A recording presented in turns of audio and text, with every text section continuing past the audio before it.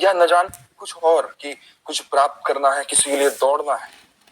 हम प्रतिदिन देखते हैं, यहाँ तक कि यूट्यूब पर भी देखते हैं कि मोटिवेशनल स्पीकर चिल्ला चिल्ला कर कह रहा है कि दौड़िए, भागिए, अपने लक्ष्य को प्राप्त करिए, रुकिए मत, उतना दौड़िए, बस दौड़ते ही रहिए, अपने लक्ष्य को प्राप्त करना है। या हम ये भी देखते हैं कि प्रतिदिन लोग पैसे के पीछे बावरे होकर दौड़ रहे हैं, यहाँ तक कि अपने रिलेटिव्स को भी पीछे छोड़ दिया है, ना किसी के साथ बात करते हैं, ईगो में रहते हैं, बस अपने जीवन में मस्त रहते हैं। तो सबसे ज्यादा मूल्यवान क्या है? अब कोई ये कहेगा कि यहाँ पर तो व्यक्तिगत मूल्य है चीजों का, किसी के लिए पैसे का मूल्य है, किसी के लिए गाड़ी का मूल्य है, किसी के लिए ऊंचे पद का मूल्य है। पर मैं कहता हूं जीवन के अंतिम क्षण तक जो सार्थक है, ऐसी चीज है क्या जो अति मूल्यवान है? ये शब्द भी गलत है मूल्यवान, क्योंकि मूल्यवान कहते हैं तो कोई ना कोई मूल्य तो निकलता है। तो हम ऐसा शब्द प्रयोग करेंगे कि अति अमूल्यवान चीज क्या है कि जिसका कोई मूल्य ही नहीं लगा सकता। सोचिए, समझिए कि क्या है वो जो अति मूल्यवान है। क्योंकि मैं भी बीमार रहा हूं अल्सरेटिव कोलाइटिस से 5 साल तक, उसमें भी यही सवाल खड़ा होता था। और आज जब मैं कोलाइटिस से बिल्कुल तैयार हूं, यहां तक कि कोलाइटिस अब शरीर में मौजूद ही नहीं है, तब इसका जवाब परिपूर्ण रूप से मिला कि सबसे ज्यादा अंतिम क्षण तक अति मूल्यवान या कि कहिए कि बिल्कुल अमूल्यवान चीज जो है वो है हमारा स्वस्थ शरीर, शांत मन। इससे ज्यादा मूल्यवान चीज पूरे विश्व में या पूरे ब्रह्मांड में कहीं नहीं। प्राथमिक रूप से हमें पैसा ही दिखेगा, प्राथमिक रूप से हमें संपत्ति दिखेगी, प्राथमिक रूप से हमें कोई बड़ी जॉब दिखेगी, या प्राथमिक रूप से हमें बड़ा वैभव, बड़ा पद दिखेगा। पर ये इल्यूजन है। मैं नहीं कहता कि पैसे मत कमाइए, मैं कहता हूं पैसे कमाइए। मैं नहीं कहता कि जॉब मत करिए, करिए।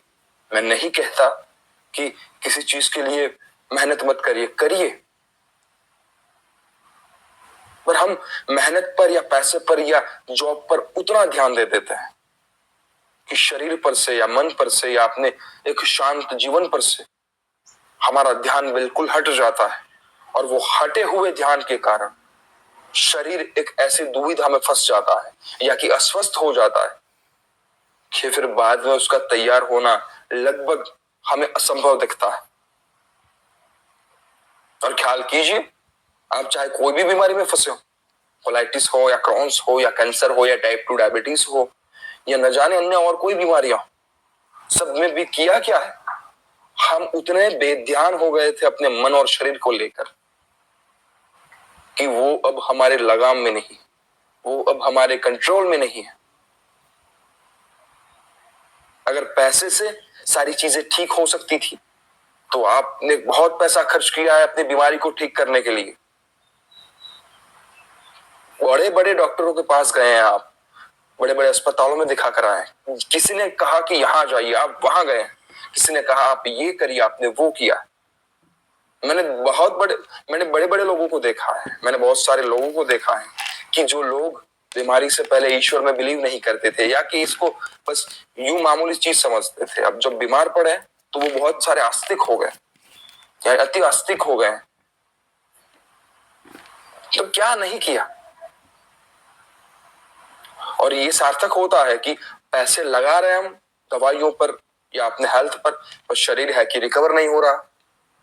और हम देखते भी भारत में और विश्व भर में बहुत बड़े बड़े अमीर लोग भी कैंसर से पीड़ित है और इसका कोई इलाज नहीं।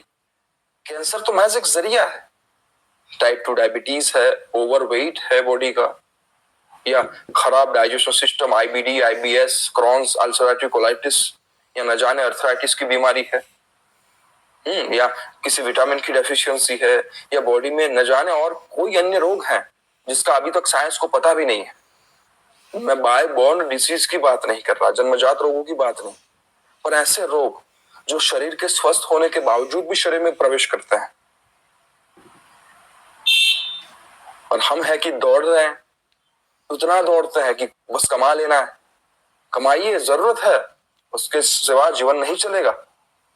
पर उतना कमाना, उतना ध्यान उस पर दे देना कि शरीर ही ना रहे, ये तो धोखेबाजी हुई अपने शरीर के साथ।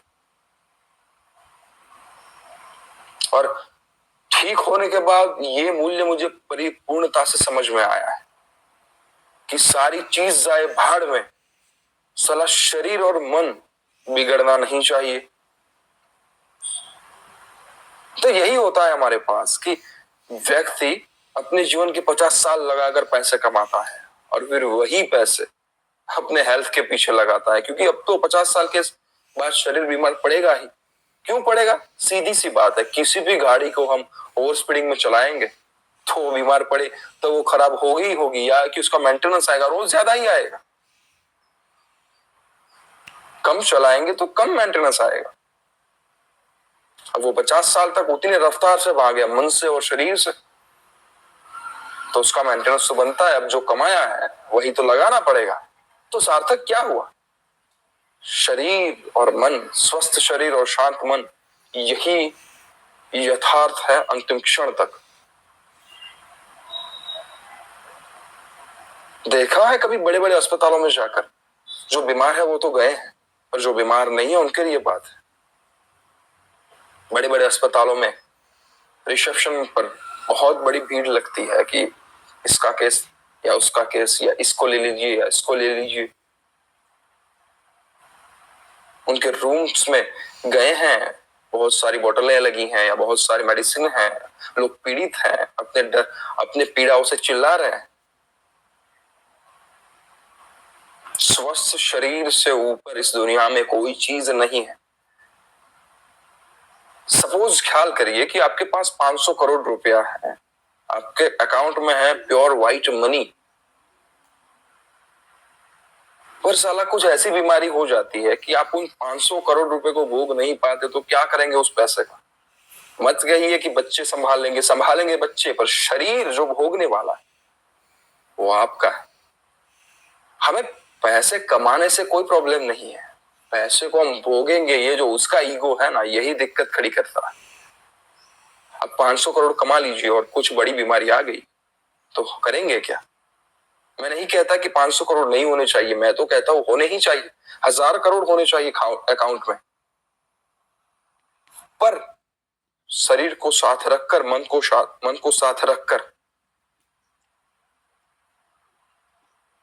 बाकी पैसे तो भर भर के इस दुनिया में।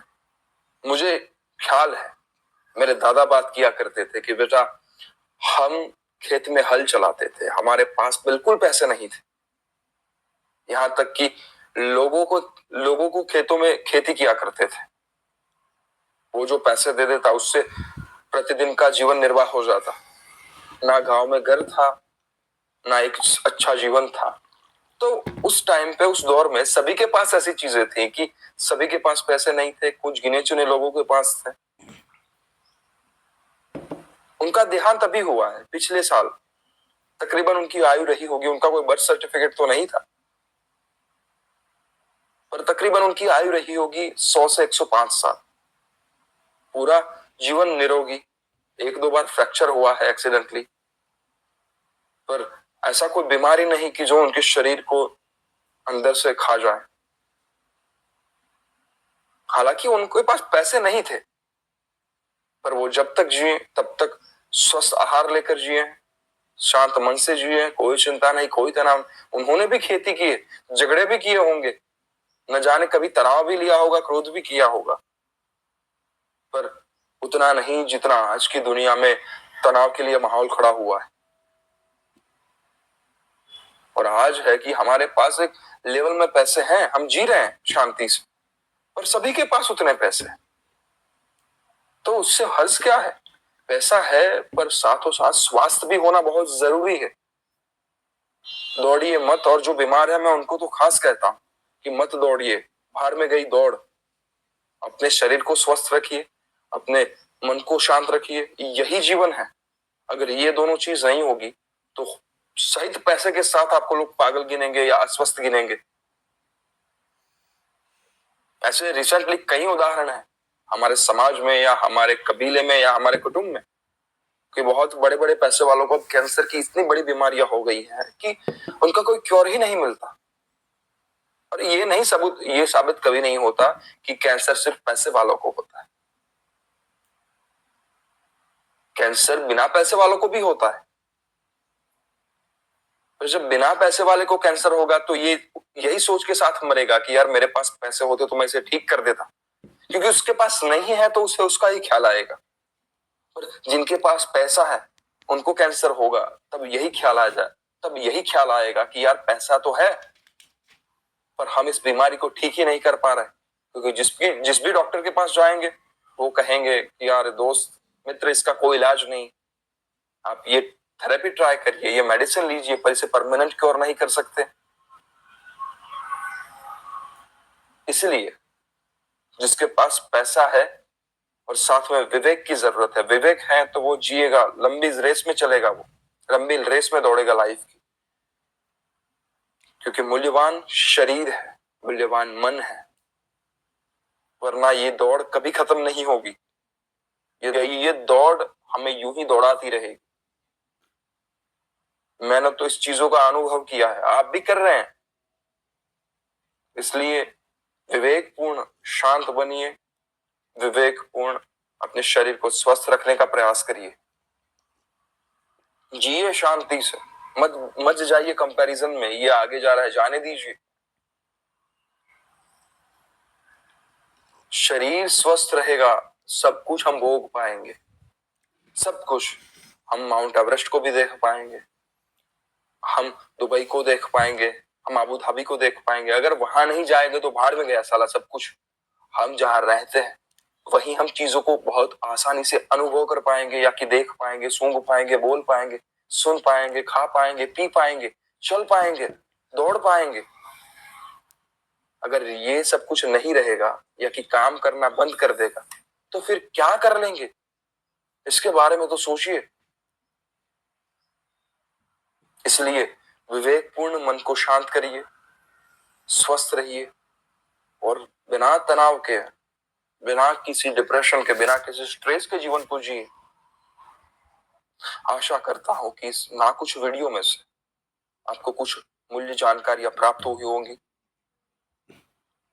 और अंत में आप सभी के भीतर विराजमान परम पिता, परम ऊर्जावान परमात्मा को मेरा प्रणाम स्वीकार करें।